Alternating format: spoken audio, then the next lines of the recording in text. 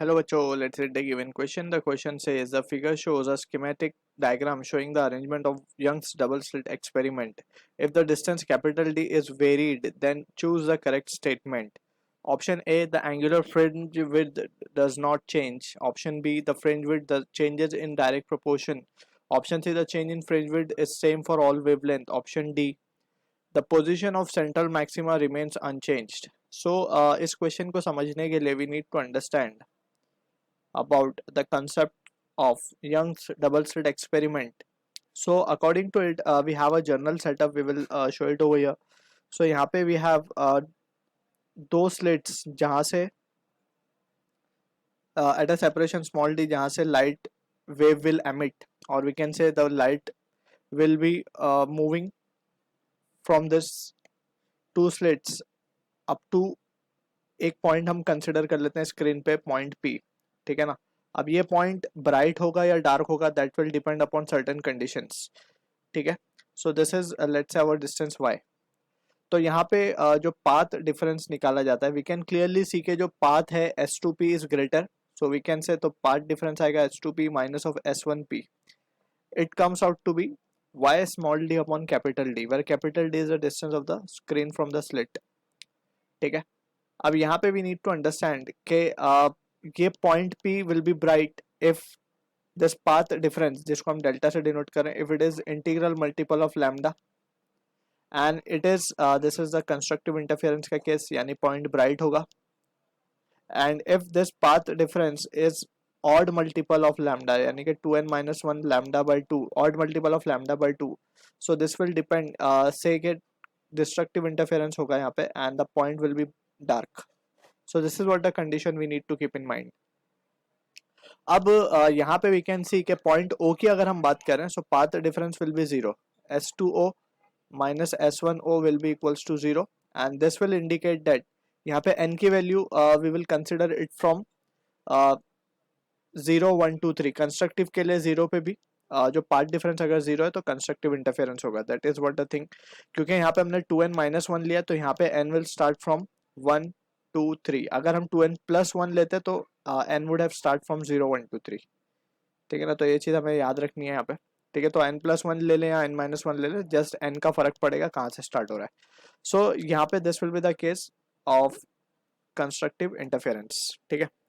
अब यहाँ से we need to also understand about the fringe width. Fringe width को अगर हम सिंपल भाषा में डिफाइन करें, so it is distance between the two consecutive bright और डार्क पॉइंट.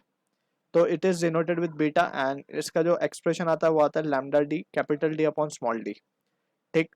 तो ये होता है फ्रिंज विड्थ. ठीक है.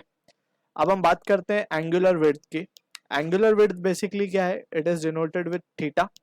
सो यहाँ पे अगर हम ध्यान से देखें, सो ये जो पॉइंट है, ये है वो थीटा हमारा. ठीक है. सो यहाँ पे थीटा को हम डिफाइन करते हैं, basically it is beta, that is fringe width upon the distance of screen from slit, यानी कि कैपिटल डी. सो इसका जो एक्सप्रेशन हमें मिलता है वो मिलता है लैम्डा अपॉन स्मॉल डी. इसे हम कहते हैं एंगुलर विड्थ. ठीक. So this is the basic understanding we need to have. अब using this result we will try to analyse the given situation. So यहाँ पे हम देख सकते हैं कि हमें बोला गया है कि first if D is varied, अगर हमने कैपिटल डी को चेंज कर दिया तब क्या होगा. तो फर्स्ट ऑप्शन में बोला जा रहा है the angular width does not change, which is very much true. So हम एंगुलर विड्थ का एक्सप्रेशन अगर देखें तो it is independent of capital D. ठीक है. तो ये ऑप्शन तो हमारा करेक्ट होगा. A option is correct. B को देखें, the fringe width changes in proportion. So fringe width की अगर हम बात करें, so it is in direct relation with capital D. अगर हम स्मॉल डी यहाँ पे फिक्स्ड है और लैम्डा भी फिक्स है, that is the certain wavelength of light, it is fix. So beta is proportional to capital D, यानी कि बीटा बढ़ जाएगा बेसिकली. ठीक है ना. डायरेक्ट प्रोपोर्शन है. So this is also our correct statement, the fringe width change in direct proportion. अब second third option देखते हैं, the change in fringe width is same for all wavelength. तो इट इज इनकरेक्ट.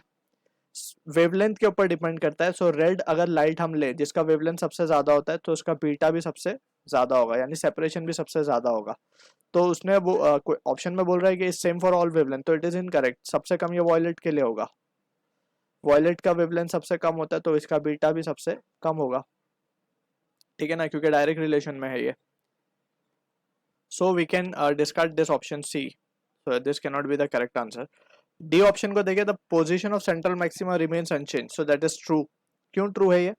बिकॉज हम देख सकते हैं कि अगर हम डिस्टेंस डी को बढ़ा भी दें, ठीक है, कैपिटल डी अगर डिस्टेंस बढ़ भी जाए तब भी जो वेव S1 से चलेंगी वही सेम डिस्टेंस S2 से भी वेव चल के ओ पे पहुंचेंगी, डी कितना भी बढ़ जाए, ठीक है.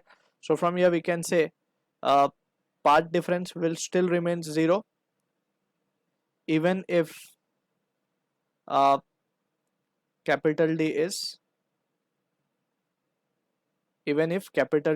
varied, ठीक है.